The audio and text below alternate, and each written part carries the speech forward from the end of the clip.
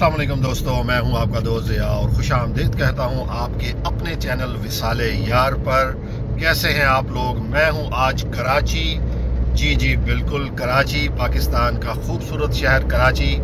और इस वक्त रात के बजे हैं तकरीबन 8:15। सफ़र जारी व सारी है। मैं जा रहा हूं आपकी मुलाकात करवाने पाकिस्तान के एक बहुत ही मशहूर और पाकिस्तान के बहुत ही खूबसूरत सना खान रसूल सल्लल्लाहु ताला अलैहि वसल्लम, उनके घर की तरफ सफ़र जारी व सारी है। थोड़ी ही देर में बस आपकी मुलाकात होगी। दोस्तों ने अभी तक चैनल को सब्सक्राइब नहीं किया, वो चैनल को सब्सक्राइब कर लें, बेल आइकॉन का बटन दबा दें ताकि आपको हमारी नई आने वाली वीडियो के नोटिफिकेशंस हर वक्त मिलते रहें, बर वक्त मिलते रहें। सुबह कराची में बारिश हुई थी। इस वक्त जो है वो मौसम तकरीबन ठंडा है, इतनी गर्मी नहीं है कराची। अस्सलाम वालेकुम वरहमतुल्लाहि वालेकुम अस्सलाम वरहमतुल्लाहि। बहुत शुक्रिया आप कराची आए और फिर ख़ास तौर पे मुझसे मिलने आए। और लेकिन आए ऐसे ज़माने में जब अभी 2 रोज़ पहले मेरा एक सर्जरी से गुज़रा हूँ मैं। लेकिन ये आपकी मोहब्बत है और आपके काम को सलामी है मेरी तरफ़ से कि ऐसी हालत में जब मैं मिलने के काबिल भी नहीं हूँ लोगों से, और मैंने माज़रत की एक वीडियो के ज़रिए कि कुछ दिन बाद आए, लेकिन ये तुम्हारे काम को सलाम है। तुमने जो कुछ काम किया है नात ख़ानी के लिए, नात के रिवायत के हुस्न को कायम रखने के लिए, और ख़ास तौर पे सोशल मीडिया पर जिसकी बहुत ज़रूरत थी, तो मेरी बहुत अक़ीदत है तुमसे और ज़ाहिर है तुम मुझे प्यारे हो, इसलिए मैं आज आके बैठा हूँ तुम्हारी वजह से। आपका बहुत शुक्रिया। पहले तो सच्ची बात है कि मेरे पास अल्फाज नहीं है कि मैं रियली आपका शुक्रिया अदा करूं कि आपने दोस्तों इस वक्त बिस्तर से उठकर खुसूसी बिलखुसूस मेरे लिए ये यहाँ तशरीफ़ लाए। यकीन करें ये एहसान सारी ज़िंदगी इनका मुझ पर रहेगा। आपका बहुत शुक्रिया। जज़ाकल्लाह। मैं चंद लम्हे सिर्फ आपसे लूँगा और जो ज़रूरी बातें होंगी हमारे नाजरीन के लिए, क्योंकि आपके काफ़ी इंटरव्यूज़ जो सोशल मीडिया पर मौजूद हैं अल्हम्दुलिल्लाह, विसाले यार पर मौजूद हैं, QTV का एक सफ़र है और नात ख़ानी का एक सफ़र है। मैं छोटे छोटे सवालात सिर्फ करूँगा कि ये कब शऊर पैदा हुआ और कब आप इस तरफ आए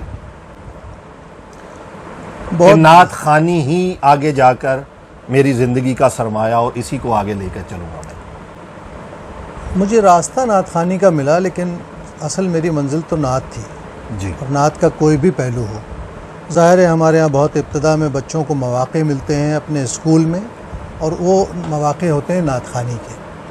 तो ज़ाहिर है कि मुझे बहुत बचपन से मुझे एहसास होता था कि मेरे अंदर कोई चीज़ है जो बहुत कशिश रखती है नात ख़ानी, नात के महासिन, नात के अशार और नात की तारीख़ से। मतलब मैंने बहुत बचपन में हज़रत हसन बिन साबित रज़ियल्लाहु ताला अन्हु का ज़िक्र सुना तो मैं बहुत आशिक़ था, और फिर अपने ज़माने तालिब इल्मी में एक कॉन्फ्रेंस उनके नाम पर कर दी मैंने, ये जानने के लिए कि क्या कुछ उनके कारगुजारियाँ थी।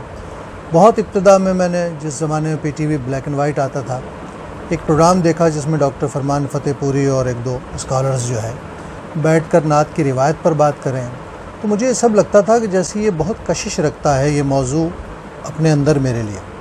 फिर मोहसिन काकोरवी का कोई शेर मेरी नज़र से गुज़र गया कि अज़ल में जब हुई तक़सीम नेमतें मोहसिन, कलाम नातिया रखा मेरी ज़ुबां के लिए। तो मुझे लगा ये मोहसिन ने मेरे लिए कहा है। तो इस एहसास के साथ इब्तिदा नात ख़ानी से हुई, नात ख़ानी से नात गोई की तरफ मुल्तफ़ित हुआ, फिर वहाँ से नातिया सरगर्मियाँ, इशात और तनक़ीद और तहक़ीक़, फिर आगे सफ़र चलता रहा। अल्लाह ने नात का जो शोबा भी बन सकता था उसमें अपने फ़ज़ल से मुझे कुछ न कुछ मौका अता फ़रमाया। काम आपके ज़्यादातर अशार जो हैं वो मैं देखता हूँ हुजूरी पर मबनी है, जैसे काबे की रौनक, काबे का मंज़र, और आपने एक इंटरव्यू में ये ज़िक्र किया था कि वो आपको अल्हम्दुलिल्लाह काबा शरीफ का आप तवाफ़ कर रहे थे जब अल्लाह की ज़ात ने वो अता किए। उसके अलावा हुजूर ऐसा कोई इंतज़ाम हो जाए, हर एक नात और हर एक जो भी शेर वो बंदा किसी भी हालत में हो, वो कहीं भी बैठकर वो पढ़े, वो ऐसा एहसास करता है कि ये शेर मेरे लिए ही लिखा गया है, और इसमें वही वो कैफियत और वही उसकी जो हुजूरी और आका करीम सल्लल्लाहु अलैहि वसल्लम की बारगाह में उसकी जो हाज़री है वो उन नातों के ज़रिए वो हो जाती है। आप इसके बारे में क्या कहेंगे? हालांकि कुछ ऐसे शुअराए कराम भी गुजरे हैं जिन्होंने ख़ास, मैं कुछ इस बारे में थोड़ा सा अर्ज़ करूँगा कि मैं अक्सर नाते देखता हूँ कि जिसमें आका करीम सल्लल्लाहु अलैहि वसल्लम के शहर का जिक्र होता है, جس میں آقا کریم صلی اللہ علیہ وسلم سے دوری کا، ہجر کا، فراق کا، لیکن آپ نے جو ذکر کیا وہ اسپیشلی آقا کریم صلی اللہ علیہ وسلم کی ذات بابرکات کو مرکوز کیا، اس کے بارے میں کیا فرمائیں گے؟ دیکھیے یہ ہر شاعر کے اپنے مزاج پر منحصر ہے کہ وہ حضور علیہ الصلوۃ والسلام سے قرب کی کیفیت کو کس مضمون میں زیادہ محسوس کرتے ہیں۔ بعض لوگ ہیں وہ سیرت کا بیان کرتے ہیں، سیرت کا بیان کرنا بہت ضروری ہے، رسول اللہ کی سیرت کا ابلاغ ہونا نعت کے بنیادی تقاضوں میں سے ہے، لیکن سیرت میں تو سیرت کے مضامین تو نعت میں آ ہی جاتے ہیں، کہیں نہ کہیں اس کا شیڈ آ ہی جاتا ہے۔ بہت سارے لوگ نعت کو مقصدیت کے تحت استعمال کرتے ہیں، سیرت کا پرچار کرنے کے لیے، کار نبوت کے احساس کے لیے اور ان نزاکتوں کے لیے جو رسول اللہ صلی اللہ علیہ وسلم بنی نوع انسان کے لیے لے کر آئے تھے، اس کا ابلاغ کرنے کے لیے نعت سے کام لیا، جسے ہم مقصدی نعت کہتے ہیں۔ بعض لوگ خالص نعت لکھتے ہیں جو رسول اللہ کی تعریف پر مبنی ہوتی ہے، جیسے صحابہ کبار نے کی، آپ ایسے ہیں، آپ روشن چہرے والے ہیں، آپ کشادہ پیشانی والے ہیں، آپ چوڑی کلائی والے ہیں۔ حضور علیہ الصلوۃ والسلام کے شمائل و خصائل کے ساتھ جنگ کے میدان میں آپ کے افعال و اعمال، یہ سب نعت کا موضوع ہے، لیکن اس میں ہر شاعر کے لیے مزاجاً کوئی چیز ہوتی ہے جو مختلف ہوتی ہے۔ میرا مسئلہ یہ تھا کہ مجھے اللہ کے دربار سے اور رسول اللہ کے دربار سے جب نہیں دیکھا تھا اس وقت سے ایک تڑپ تھی، اور وہ تڑپ سمٹ کر حضور ایسا کوئی انتظام ہو جائے میں آگے۔ جب اس تڑپ کے ساتھ کوئی زائر وہاں پہنچتا ہے تو پھر وہ اپنے دامن کو بھرتا ہے بہت ساری نعمتوں سے، اور اس ساری نعمتوں کو اگر ہم سمیٹ کے کوئی ایک لفظ دیں تو وہ حضوری بنتا ہے۔ حاضری میں حضوری مل جائے تو حاضری مکمل ہو جاتی ہے۔ تو میں یہ سمجھتا تھا کہ میں یہاں جو محسوس کر رہا ہوں وہ عام آدمی محسوس کرتا ہے، میں بھی ایک عام آدمی ہوں، تو میں اسے لفظوں میں کسی طرح ایسے سمیٹ لوں کہ میرا یہ تجربہ سب کا تجربہ بن جائے۔ تو میں نے کوشش کی کہ بہت سادے سہل الفاظ میں ہوش و حرت سے کام لیا ہے ان کا دامن تھام، اس طرح کے بہت سارے کلام جو ان کیفیات میں لے جاتے ہیں، کیونکہ ہر امتی کی تمنا ہے حضور علیہ الصلوۃ والسلام کی بارگاہ کی حاضری، اللہ کے دربار کی حاضری۔ ان احساسات کو میں نے بہت سادے انداز میں پیش کیا، اسی لیے شاید میرے کلام کا ابلاغ زیادہ ہوا۔ اور شاعری میں ہم زار شعر کہتے ہیں تو کسی کے لیے کہتے ہیں نا، ہمارا مکالمہ ہوتا ہے کسی سے، تو اگر ہم کسی کے لیے کہہ رہے ہیں تو ہمارا سب سے زیادہ سامع تو ہمارا آڈینس ہے، جس کے لیے ہم بات جس تک پہنچانا چاہتے ہیں۔ تو میں سمجھتا ہوں کہ یہ بات وہاں کیا کیا ہے، وہاں جا کر شاعر کیا محسوس کرتا ہے، کیا کر رہا ہوتا ہے، اور کس طرح ان یادوں کو، تجلیات کو اپنے دامن میں سمیٹ کر واپس آتا ہے، یہ سارا منظرنامہ میں نے اپنی شاعری میں کوشش کی کہ بیان کروں۔ اللہ نے اس میں برکت رکھ دی۔ سبحان اللہ۔ ثناخوان رسول صلی اللہ علیہ وسلم جتنے بھی ہوئے ان میں سے بہت کم لوگ ایسے ہیں جنہوں نے ریسرچ پر شروع کیا کام، اور میرا خیال ہے ان میں سے واحد آپ ہیں۔ تو یہ سلسلہ آغاز کب شروع ہوا؟ کیونکہ میں آپ کی لائبریری میں بیٹھا ہوں اور میں اس وقت دیکھ سکتا ہوں، اور میں ناظرین بھی اس وقت دیکھ رہے ہوں گے کہ کہیں بھی اب اس وقت جو ہے نا وہ ایک کتاب رکھنے کی بھی جگہ ممکن نہیں ہے کہ اس پر اب دوبارہ سے کوئی کہیں بھی کتاب ایک بھی رکھی جائے۔ تو یہ سلسلہ سبھی بھائی کب سے جاری ہے، اور یہ کتنے سال اور کہاں کہاں سے یہ کلیکشن، کیونکہ یہ آسان کام نہیں ہے؟ اس سوال میں دو باتیں بہت اہم ہیں۔ ایک تو آپ نے کہا کہ ثناخوانوں میں سے کسی اور نے یہ کام نہیں کیا۔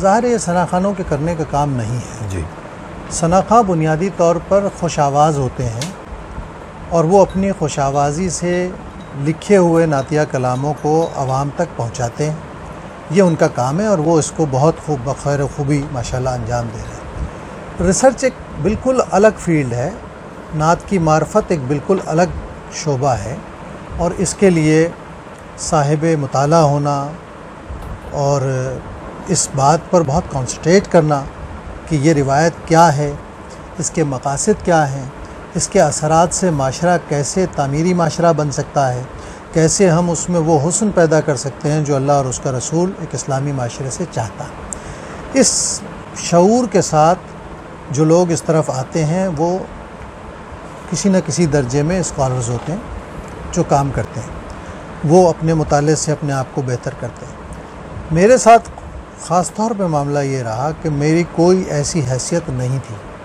میں نے اپنا سفر نعت خوانی سے شروع کیا، لیکن اپنے ذوق کی وجہ سے یقیناً اللہ رب العزت نے مجھ پر فضل کیا کہ اس نے ذوق بھی عطا کیا، اس نے مطالعے مشاہدے کی صلاحیت بھی عطا کی، پھر اس میں اس حد تک مجھے منہمک کر دیا کہ میں آہستہ آہستہ نعت خوانی سے اپنا بہت سارا وقت نکال کر نعت کے مطالعے پر لگ گیا، اور اس مطالعے نے مجھے بہت ساری چیزوں سے آشنا کیا، اور میں نے یہ سمجھا کہ ابھی تو اس شعبے میں کام نہ ہونے کے برابر ہے، کیونکہ ہمارے ہاں جامعات میں نعت پر ریسرچ کا کوئی ہے ہی نہیں۔ یہ ایک مقالہ تھا ریاض مجید صاحب کا پاکستان میں، آپ کسی یونیورسٹی میں جاتے تھے تو وہ کہتے تھے ریاض صاحب نے اس موضوع پر کام کر لیا، اور اب یہ عالم ہے کہ ایک سال میں 40 مقالے مختلف یونیورسٹیوں میں خود موضوعات دیتا ہوں اور ہو رہے ہیں۔ یہ 30 برس کی محنت کے بعد الحمدللہ یہ منظرنامہ بنا ہے۔ دوسری آپ نے بات کی یہاں اب ایک کتاب رکھنے کی جگہ نہیں ہے، اس بات کا مجھے بھی احساس ہے اور مجھ سے زیادہ شاید میرے گھر والوں کو بھی ہے، اس لیے میں نے ایک الگ جگہ خریدی ہے، اب اس پر انشاءاللہ ایک عمارت تعمیر ہوگی اور یہ سارا کتب خانہ اپنے اضافوں کے ساتھ وہاں منتقل ہو جائے گا۔ میری آرزو یہ ہے کہ زندگی میں اس بہت مخصوص اور خاص کتب خانے کو جو نبی کریم صلی اللہ علیہ وسلم کے ذکر سے وابستہ چیزوں پر موجود ہے، کیونکہ میں نے ساری دنیا سے عربی فارسی میں کتابیں خرید کر، انگریزی میں کتابیں خرید کر، ساری دنیا میں جہاں سے گیا وہاں جو بھی سرمایہ مجھے نعت پر ملا، مدح رسول پر ملا، وہ سب لے کر آیا۔ میں چاہتا ہوں کہ یہ ایک محفوظ ہو جائے، اور تاکہ آنے والی نسلوں کو، اور اب جس طرح نعت پر ریسرچ کا اور تحقیق کا ذوق بڑھ رہا ہے، اس میں لوگوں کی معاونت ہو سکے، وہ کوئی چیز تلاش کریں تو ان کو پتہ ہو کہ یہ نعت ریسرچ سینٹر میں ملے گی، اور اللہ کے کرم سے ابھی بھی نعت ریسرچ سینٹر سے ہر سال موضوعات دیے جاتے ہیں، طلباء کو کتابیں فراہم کی جاتی ہیں۔ میں جو کتابیں چھاپتا ہوں اپنے پاس سے وہ بیشتر یونیورسٹیوں کو جاتی ہیں، مجھے عام آدمی سے کوئی زیادہ سروکار نہیں ہے، کیونکہ یہ یونیورسٹیاں، یہ تعلیمی ادارے نسلوں کو پروان چڑھاتی ہیں، یہ ان کی کیاریاں ہیں جہاں یہ پودے لگتے ہیں، جہاں یہ شعور کے پودے بڑے ہوتے ہیں، تو ان میں اس چیز کو رواج دینا کہ حضور علیہ الصلوۃ والسلام کے ذکر سے جڑنا ہے، لیکن کس طرح جڑنا ہے کہ اس کی معرفت کے ساتھ۔ تو اللہ کے کرم سے 30 برس میں اللہ نے اس میں کامیابی عطا فرمائی۔ کھانے میں کیا کیا پسند کرتے ہیں؟ کھانے میں بہت سادہ کھانے پسند کرتا ہوں، سبزیاں زیادہ مجھے پسند ہیں۔ روتے ہیں؟ جو روتا نہیں وہ انسان ہی نہیں ہے۔ کیا چیز رلاتی ہے؟ بہت ساری چیزیں جو رلاتی ہیں، بنیادی طور پر رونے کے لیے حساس ہونا ضروری ہے، اور جو حساس ہوتا ہے اس کو اللہ رب العزت گداز کی نعمت سے نوازتا ہے۔ تو آپ کسی کی دکھ تکلیف پر بھی رو سکتے ہیں، آپ کسی مہجوری پہ بھی رو سکتے ہیں، آپ کسی نارسائی پر بھی رو سکتے ہیں۔ رونے کے لیے بہت سارے عنوانات ہیں، اور رونے کو اگر صوفیہ سے کبھی پوچھو گے تو اتنی تفصیل ہو جائے گی کہ وہ تو رونے ہی کو زندگی سمجھتے تھے اور سمجھتے ہیں۔ پسندیدہ کتاب کون سی؟ سچی بات یہ ہے کہ نعت کی کوئی بھی کتاب ہے نا، میرا اپنا ذوق ہے، ہر آدمی کی پسند اس کے ذوق پر مبنی ہوتی ہے۔ صحیح۔ مجھے دنیا بھر سے کہیں کوئی نعت کی کتاب میسر آ جائے، کسی زبان میں ہو، کسی زاویے سے لکھی گئی ہو، تو وہ میرے لیے بہت قیمتی ہے اور میں اسے سنبھال کے رکھتا ہوں۔ ایک ایسے زمانے میں جب لوگوں کے گھروں میں کتاب کے لیے جگہ ہی نہیں ہے، میں TNT کے فلیٹ میں تھا 2 کمروں میں، کہ بہت سارے لوگ جانتے ہیں میرے ساتھ کام کرنے والے، اس زمانے سے کتاب کو سینے سے لگایا اور آج تک لگا ہوا ہے اللہ کی طرف سے۔ ہر باپ اپنے بچوں کے لیے کوئی خواب دیکھتا ہے، آپ کے بھی ماشاءاللہ اللہ تعالیٰ انہیں صحت تندرستی دے اور ان کو اور ترقیاں عطا فرمائے۔ آپ اپنی اولاد کے بارے میں کیا ڈریم رکھتے ہیں، کیا خواب رکھتے ہیں کہ کیا انہیں بننا چاہیے اور کیا ہونا چاہیے؟ آپ ان کے بارے میں کیا سوچتے ہیں؟ اللہ رب العزت کا یہ فضل ہے، میرا بڑا یقین ہے کہ میں نے سنا تھا جب اللہ کے کاموں میں آپ اپنے آپ کو لگا دیتے ہیں تو اللہ آپ کے کام اپنے ہاتھ میں لے لیتا ہے۔ اس کی زندگی میں میرے سامنے اپنی نظیر سے بڑی کوئی نظیر نہیں۔ میں بہت تنگ دستی میں ان کاموں میں لگا تھا، لیکن اللہ نے اپنے ذکر کی اور اپنے وعدے ورفانہ لکا ذکرک کی تکمیل کے لیے مجھے کسی کارکن کے طور پر منتخب کر کے مجھ پہ یہ فیضان کیا، یہ فضل کیا کہ میرا ہر کام سہولت سے اللہ رب العزت نے کیا۔ میرے دونوں بچے الحمدللہ صاحب روزگار ہیں، تعلیم مکمل ہو چکی ہے، تیسری بیٹی سے بھی میں فارغ ہو چکا ہوں، شادی ہو گئی اس کی بھی ماشاءاللہ، وہ بھی خوش ہے۔ میری صرف اب ان سے ایک ہی خواہش ہے کہ جو میں نے اتنا سب کام کیا ہے اسے میں محفوظ کر کے جاؤں گا۔ تو یہ ظاہر ہے دوسرے ٹریڈ کے لوگ ہیں، ان کے شعبے دوسرے ہیں، لیکن اگر اللہ نے انہیں دیا ہے کچھ تو یہ ضرور اپنے باپ کے اس خواب کو روشن رکھیں، اس لائبریری کو ضرور ہمیشہ لوگوں کے لیے فعال رکھیں، تاکہ یہ صدقہ جاریہ رہے میرے لیے بھی اور ان سب لوگوں کے لیے جن کی کتابیں اس میں موجود ہیں۔ ہم جب کسی کتاب کا احترام کرتے ہیں تو دراصل اس شاعر کا احترام کرتے ہیں، اس محقق کا، اس نقاد کا احترام کرتے ہیں۔ تو ہمیں حضور علیہ الصلوۃ والسلام کے ذکر سے جڑنے والے ہر آدمی کا احترام اپنے اوپر فرض کرنا چاہیے۔ اللہ اس نیت کی برکت سے ہماری آنے والی نسلوں کو اس ذکر سے جوڑ دے۔ آمین آمین آمین۔ آپ سے بہتر یہ کون بتا سکتا ہے کہ شہریار قدوسی سے لے کر الحاج عبدالستار نیازی، الحاج محمد اعظم چشتی رحمۃ اللہ تعالیٰ علیہ، الحاج محمد علی ظہوری قصوری، آپ نے سب کا دور دیکھا اور آج کا دور بھی آپ دیکھ رہے ہیں۔ آپ کیا سمجھتے ہیں کہ اس وقت کیا تھا جو اب نہیں ہے؟ سٹیج پر، ثنا خانوں میں، وہ کیا ایسی چیز ہے جو اپنا لی جائے؟ اور آپ میرا خیال ہے سمجھ گیا میرا اشارہ، تو وہ کیا ایسی چیز ہے کہ وہی دور، وہی ذوق کہ ایک شعر جب نعت کا شروع کرتا تھا نعت خان تو ساری محفل ایسی رکت بن جاتی تھی، اور اس وقت سٹیج پر آپ جانتے ہیں کہ وہ بار بار پڑھنا اور ان چیزوں کا سہارا نہیں لیا جاتا تھا اس وقت، جو کہ اب ایک فیشن بن چکا ہے۔ ہر گزرتا ہوا زمانہ نا پچھلے زمانے سے خراب ہوتا جاتا ہے۔ جی، جو صاحبان علم و فضل شروع کے زمانوں میں تھے وہ بعد کے زمانوں میں نہیں۔ جیسے رسول اللہ صلی اللہ علیہ وسلم کا فرمان ہے، میرا عہد سب سے اچھا بہترین زمانہ، اس کے بعد اور اس کے بعد۔ لیکن یہی معاملہ زندگی کے ہر شعبے میں ہے۔ جب کوئی روایت اپنی جڑیں مضبوط کرتی ہے اور پھلنے پھولنے لگتی ہے تو وہ چونکہ بہت قریب ہوتی ہے زمین سے یا اس فکر کے حصے سے جہاں سے وہ نمو پاتی ہے، تو وہ کافی قوی ہوتی ہے۔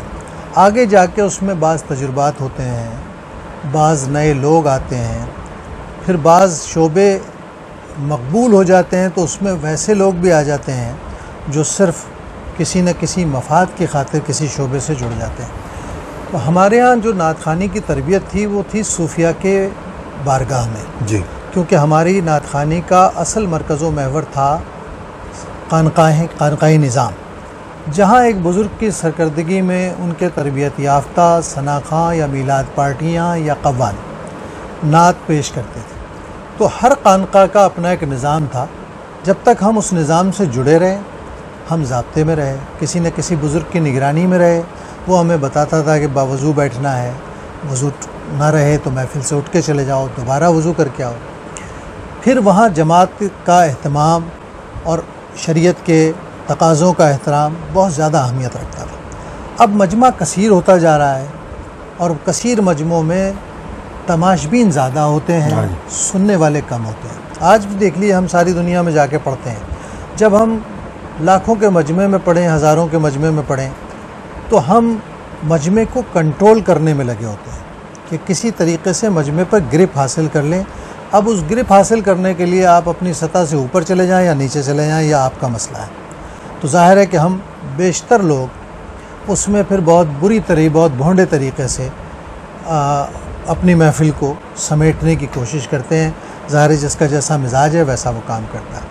لیکن جو لوگ محفل پر اثر انداز ہونا جانتے ہیں، لفظ کی بنیاد پر، فکر کی بنیاد پر، آواز کی بنیاد پر، وہ بہت اطمینان سے پڑھتے ہیں، جس کو کہتے ہیں نباز، وہ پڑھتے ہیں۔ دیکھیے، جب آپ یہ سوچ کے پڑھیں گے کہ میں حضور علیہ الصلوۃ والسلام کی بارگاہ میں پڑھ رہا ہوں، اب آپ کا مجمع 4 آدمی کا ہو یا 4 لاکھ آدمی کا ہو، آپ اس کو طرف توجہ نہیں کریں گے۔ جب آپ مجمع پہ توجہ نہیں کریں گے تو مجمع آپ پر توجہ کرے گا۔ حقیقت، کیونکہ یاد رکھیے کہ ہر کیفیت پہلے مقرر، ذاکر یا نعت خواں یا شاعر پر اترے گی، پھر وہ مجمع تک سرایت کرے گی۔ اگر آپ اسے وصول کر کے آگے نہیں دے رہے تو پھر وہ نہیں دے گی، پھر آپ مجمع سے لے کر اوپر بھیجنے کی کوشش کریں گے تو یہ ممکن نہیں ہے۔ تو اس لیے ہماری مجلسی زندگی میں بہت ساری بے تمیزیاں نظر آ رہی ہیں، اور ان بے تمیزیوں سے سماعت کا ذوق بہت زیادہ متاثر ہوا ہے۔ لیکن ہمارے ہاں بھی دیگر شعبوں کی طرح جیسے ہر شعبے میں تماشبینی کا ایک ذوق شوق بڑھ گیا ہے، تو مذہب میں بھی بڑھ گیا ہے۔ آپ تقاریر دیکھ لیجئے، مجالس گفتگو دیکھ لیجئے، آپ پڑھنا دیکھ لیجئے لوگوں کا، تو آپ کو احساس ہوگی کہ جو بات کہہ رہا ہے اس بات کو کہنے سے جس طرح کہہ رہا ہے اس پر اس کی توجہ زیادہ ہے. کیا زیادہ چلانے سے بات میں وزن زیادہ پیدا ہو جاتا ہے؟ سوال ہی پیدا نہیں. تو بس ان باتوں کو سوچنے کی ضرورت ہے کہ اگر آپ شائستگی سے دین کی دعوت ہے، یہ پیغام جو ہے نعت خوانی ہے یا خطابت ہے یا گفتگو ہے، اصل ہے دین کی دعوت، اور دین کی دعوت آپ سے سلیقے کا، قرینے کا تقاضا کرتی ہے. اگر آپ اس کی روح کو نہیں سمجھے اور آپ کچھ اور کرنا چاہتے ہیں تو پھر وہ آپ کو وہ ہو جائے گا جو آپ کرنا چاہتے ہیں، لیکن پھر آپ اس سے بھی دور ہو جائیں گے جو آپ کا حتمی نتیجہ ہے. کوئی ایسی خواہش جو ابھی تک چاہ رہے ہوں کہ یہ پوری ہو جائے اور ابھی تک وہ؟ الحمدللہ اللہ رب العزت نے زندگی میں نے جو چاہا میرے مالک نے مجھے آسانی سے عطا فرمایا. یعنی میں اگلے لمحے میں اگر دنیا سے چلا جاؤں، اللہ تعالیٰ زندگی دے، تو میں سچ بتاتا ہوں کہ میرے دل میں کوئی خواہش اور حسرت باقی نہیں رہی ہے سوائے ایک کے کہ اللہ ایمان پر خاتمہ نصیب فرمائے. اصل ساری منزل کا حاصل یہ نتیجہ ہے کہ آپ جب دنیا سے جائیں تو ایمان پر جائیں. اور یہی آپ سے اللہ بھی چاہتا ہے، رسول اللہ بھی چاہتے ہیں، اور یہی نعت کی بھی منزل ہے. کیونکہ نعت خوانی ہمارا راستہ ہے، ہماری منزل نہیں ہے. اگر ہم منزل کو نہیں پہچانیں گے اور راستے میں لیٹ جائیں گے تو پھر یاد رکھیے کہ ملے گا کچھ نہیں. یہ ساری کوششیں اللہ اور اس کے حبیب کی رضا کے لیے ہیں، دین پر چلنے کے لیے ہیں. اگر یہ ہوا تو ہم سب کامیاب ہیں. وصال یار کے لیے کچھ کہیں گے؟ وصال یار میں جو لفظ یار ہے نا، یہ تو ظاہر ہے کہ مجسم تم ہو، اور ظاہر ہے کہ تم نے بہت ابتدا میں جب میں تم سے ملا اور تم جس قسم کے کاموں میں تھے، جہاں جہاں توجہ تھی وہ بھی اچھی تھی، لیکن جس کام میں تم لگ گئے ہم دوستوں کے کہنے سے، الحمدللہ، اور جس طریقے سے شوق اور جنون کے ساتھ تم نے ایک انقلاب برپا کیا، اچھی نعت خوانی کو، روایتی نعت خوانی کو، باشعور ثنا خوانی کو، مؤدب ثنا خوانی کو پروموٹ کرنے کے لیے. حالانکہ ایسے زمانے میں بہت سارے مواقع تھے، پھر اسے اپنے لیے کسی منفیت سے نہیں جوڑا، کسی خواہش کا پابند نہیں کیا. اللہ نے تمہیں ویسے ہی نوازا. تمہارا سب سے بڑا کام یہ ہے کہ تم نے ہمارے اکابر پڑھنے والوں کی آوازوں کو زندہ رکھا، ان کے ادائی کو محفوظ کرنے کے لیے کہاں سے چیزیں تلاش کی، اسے جس طرح سے محفوظ کیا کہ ہمارے بعد ہماری نسلیں شاید ہمارے کلام ڈھونڈتے ہوئے وصال یار کے بغیر ہم سے کہیں ملاقات نہ کر سکیں. اور یہ اعزاز، یہ شرف اللہ رب العزت نے اس زمانے میں، ٹیکنالوجی کے زمانے میں، سوشل میڈیا کے زمانے میں، جب ابلاغ کا سب سے بڑا ذریعہ ہی یہی ہے، وہاں اللہ رب العزت نے تمہارے دامن میں ڈالی بات کہ لاکھوں ویڈیو ہر اعتبار سے دینی خطابات کی، مشاعروں کی، نعت خوانی کی، اور اب ماشاءاللہ خود جس طرح تحت اللفظ میں تم پڑھ رہے ہو، تو میری بہت دعائیں ہیں. اس وقت بھی مجھے یقین تھا کہ تم بہت کامیاب ہوگے، اور اللہ نے تمہیں بہت کامیاب کیا ماشاءاللہ. سبیح بھائی بہت شکریہ، جزاک اللہ. اور اس بات کا بہت شکریہ کہ اس وقت آپ نے بستر سے اٹھ کر اتنی تکلیف میں اتنا ٹائم دیا، اتنا وقت دیا. اس بات کے لیے ساری زندگی میں آپ کا احسان مند رہوں گا. بہت بہت شکریہ، ڈھیروں دعائیں سبیح بھائی آپ کے. جزاک اللہ، اللہ خوش. دوستو، آج آپ نے سید صبیح الدین صبیح رحمانی صاحب کی گفتگو سنی. جاتے جاتے صرف ایک بات کہوں گا، صحبت کا بہت بڑا اثر ہوتا ہے. 4 دوست کہیں بیٹھے ہوں اور وہ چاروں بری صحبت میں بیٹھے ہوں، آپ یقین کریں، آپ صرف 1 ماہ ان کے پاس بیٹھنا شروع کر دیں، 1 ماہ کے بعد وہاں 5 لوزر ہوں گے، 5 برے بیٹھے ہوں گے، کیونکہ وہ آپ کو اپنے جیسا بنا دیں گے. اور اگر کہیں 4 اللہ والے بیٹھے رہیں، آپ صرف ان کی صحبت میں 1 ہفتہ گزاریں، تو 1 ہفتے کے بعد 5 اللہ والے وہاں بیٹھنا شروع کر دیں گے. لوگ آپ کو صحبت کی نظر سے پہچانتے ہیں، آپ کی باتوں کی نظر سے، آپ کے بینک بیلنس کی نظر سے نہیں پہچانتے. اللہ والوں کی صحبت میں رہیں، ثنا خوان رسول صلی اللہ تعالیٰ علیہ وآلہ وسلم کی صحبت میں رہیں. یہ بڑے قیمتی لوگ ہیں. یقین کریں دوستو، میں نے اپنی زندگی گزاری ہے ان لوگوں کے قدموں میں. یہ لوگ آپ سے کچھ نہیں مانگتے، دن رات صرف اور صرف آقا کریم صلی اللہ تعالیٰ علیہ وآلہ وسلم کی ثنا خوانی کرتے ہیں، آپ کے دلوں کو گرماتے ہیں، آپ کو ہر وقت سبز گنبد کے نزدیک رکھتے ہیں. اس سے بڑھ کر اور کیا بات ہو سکتی ہے دوستو آج کل کے دور میں. خوش رہیں, خوشیاں بانٹیں. اپنے دوست اس فقیر ضیاء کو اجازت دیجیے. اللہ حافظ.